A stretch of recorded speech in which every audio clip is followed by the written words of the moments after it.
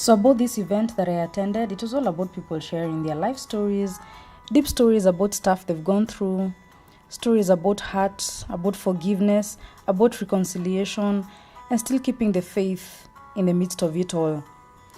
The event was organized by Sitara Trust, which is run by Njeri Ngige. I actually met Njeri 3 years ago when I published a story about her in the newspaper. The speakers at the event were MaqC Eric Gitau, who talked about some of his childhood struggles, including the quest to find his true identity. MaqC also talked about his marriage to the beautiful Waithera, who was seated next to him, and touched a bit on some of the rough patches that they've experienced in their 7-year marriage, which has actually included a separation. Both Waithera and MaqC opened up about the journey of forgiveness, healing, and taking one day at a time as they continue to intentionally work on their relationship.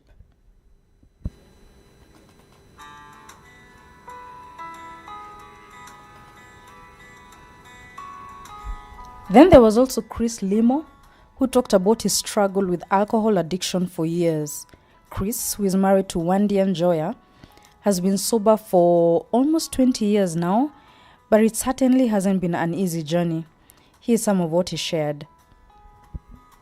I got married when I was 17 years in recovery, and for me that was a good preparation because I wasn't husband material 17 years before that.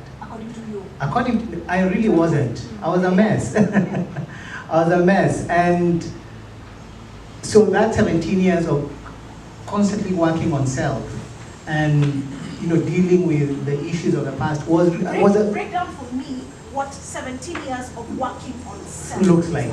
Well, it's acknowledging the mess. Yeah. First of all, acknowledging the mess and seeing that my life was unmanageable. Looking at the failures, the incompletes, the schooling, the broken relationship, the people I've had, the people who hurt me. Looking at the relationship with God, and then saying, okay, now what do I do with this, with all this information? Secondly, believing that it can be sorted. That's another process, because I obviously didn't believe, given the stuff I had done, I was unforgiveness material. And in recovery, I needed to believe that all sin was forgivable. And to believe that is a process.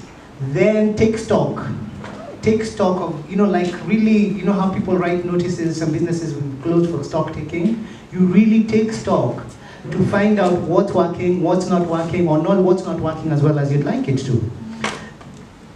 And then admit. That's now the thing that's big because it was a confessional. You have to admit, that process was admit to yourself, to God, and to another human being. And then, like the first one, I sat with this guy for about 5 or 6 hours because I had written all this stuff. And I read it all out. Why? No matter what people said, I was told, oh, you're an alcoholic, so it's a sickness. So you didn't apply for this sickness, so you're fine. The thing is, that was obvious, but I wasn't believing it. So just writing all that stock, the inventory and sharing it with somebody else, put a stop to the impact. It may not have released me immediately, but sitting with that guy for 5 hours, in fact, I thought he'd have said, oh, Chris, you really are the devil incarnate. In fact, why am I sitting here with you? You might just, he didn't. He actually said, after it was about 5 or 6 hours. I felt a presence of love. In fact, maybe he's the first guy I can say I felt speaking into my life. And I said, oh yeah, then I can hang with this thing. Because again, when I got into recovery, I didn't believe it would work for me. First of all, it felt really simple. Just going to a couple of meetings and saying, sharing your life, listening to other people. Given the stuff I had done, it can't be this simple. It just can't be. And then given the record I had, I was not a stayer, if there's a word like that. I was not a guy who would stay. So I knew this was also going to pass because it was one of those things as a quick, that I would have failed in. So I stayed on. Because these guys, again, they made a promise.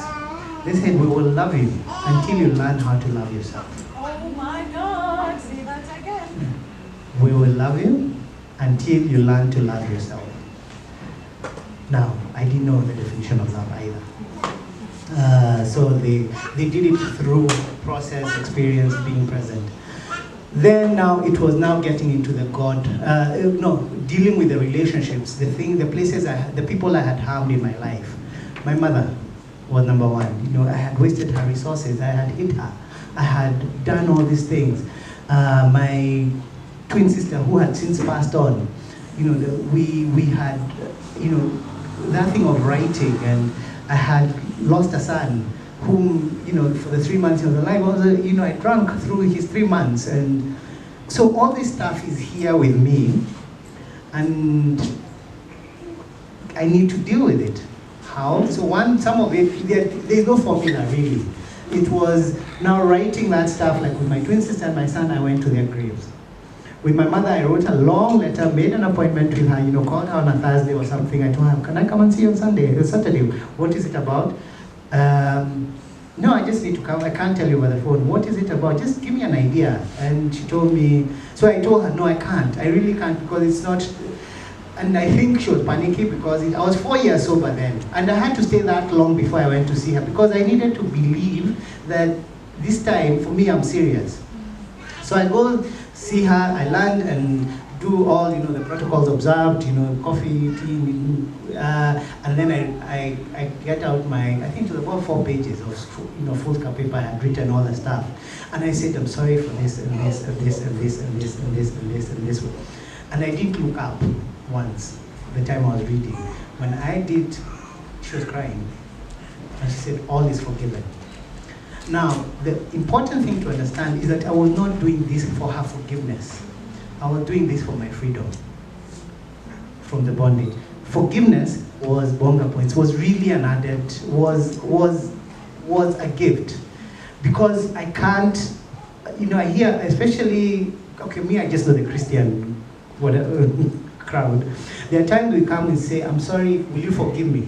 I'm not even giving you time to process what it is I'm apologizing for. Am I forgiven? So I need to give you that time. Or even when I'm forgiving somebody, at times they don't really need to know that you've forgiven them through words. Just, it's change of behavior. Then they can act, they can act as if you're forgiven. And then in that time, so that's the kind of process. And then with God, trusting that, and at times, because God gives me, He knows me. So He needs to make sense to me. His forgiveness of me, He needs to make it make sense to me. So just somebody telling me you're forgiven was not enough. For some people it is. But for me, like now getting married, walking, it was such an interesting journey. Getting married was evidence of God's forgiveness for me. Because if I was dishing out forgiveness, if I was dishing out for freedom, I wouldn't have been in that equation. I wouldn't have walked into that wedding with Njeri. I'd have been there maybe as a photographer, if I was there, because I know there was no alcohol in our wedding.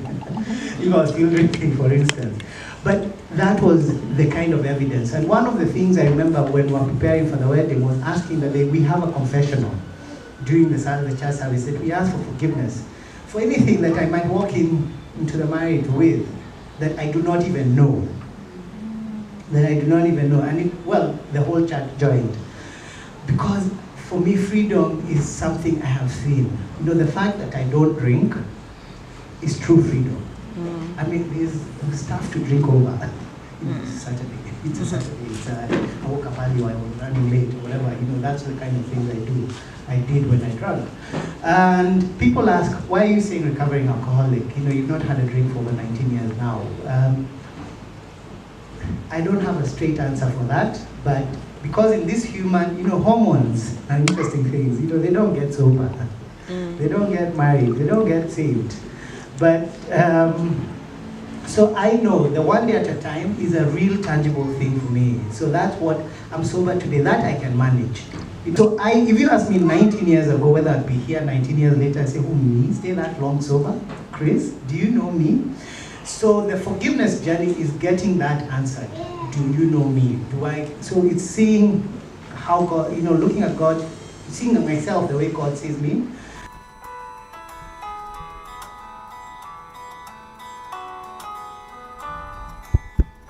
Then there was Njeri herself, the host, who also shared snippets of her life, some of it quite emotional, especially when she talked about her recent divorce. Now, all the panelists come from a Christian background, and what I know for sure is that, born again Christian or not, you're certainly not immune to many of the challenges that everybody else goes through.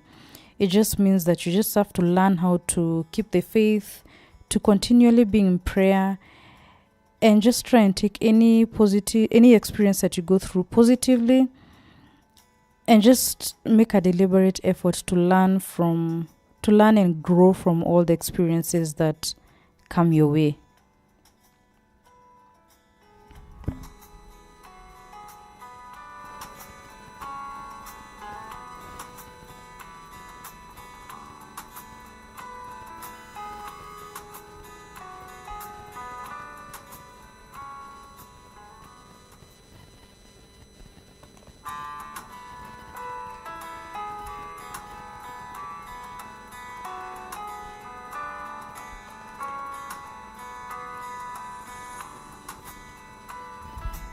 At the event, we also had a small kind of like a market where guys were selling stuff.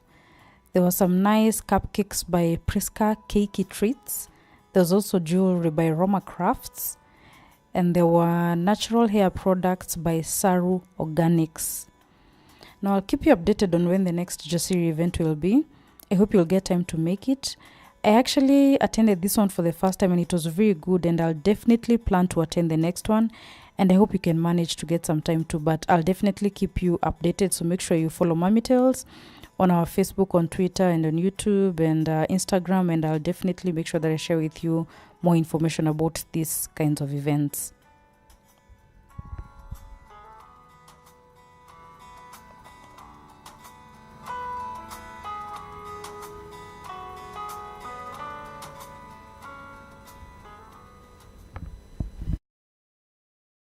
Hi, my name is Njeri Ngige. I am the founder and trustee of Sitara Trust, which is the parent trust that Jasiri is on. Why I decided to do this event is because Africans tell stories orally and it has better impact that way. So, and I have friends who have such amazing stories. I meet people every day with the most amazing stories and that help heal, restore, and rejuvenate everybody. So God said I do it, so I did it. It's out of obedience, and I feel like it's a journey that most of us need to take, especially this one that we just spoke about, forgiveness. And I know a lot of healing will come from this, not only for us, the people who are on the panel, for me as a host, for everybody who was present, even on social media. I'm grateful that you came. I'm grateful that you are watching and you're recording this. And see you at the next one. The event was great. I learned a lot about forgiveness. I think unearthing some things, I learned that some things that I realized, okay, kuna kitu that I need to deal with. So yeah, it was a lot of deep things to think about. The event was an eye-opening. It was that event that takes you very deep into your conscious thoughts, and it's like it opens a Pandora's box, so you have to think all over again. Wow, what about the skeletons in my closet? What have I done about that? And the journey about there's one thing that really touched me most is the journey of forgiving yourself. Yes, there are people who have hurt you, of course. You have to forgive them. There's God on the other side who may feel like, God, I think you let me down on that part. But what about you? What about the things that you feel, I did this to myself, and because of this I'm to blame, or these circumstances? How do you end up forgiving yourself? And then our panels were so open, and they told us how it's a journey, it's an everyday journey, but above all, put God in it. Tell God to heal those scars. Tell God to remove that heavy burden. Tell God to make you love yourself so that you can love others and be an upliftment to the rest of the people, and be Jasiri. We told Jasiri is be confident, be brave, be courageous. And I'm Jasiri. Thank you. You just display some of your products. Sorry, Organics.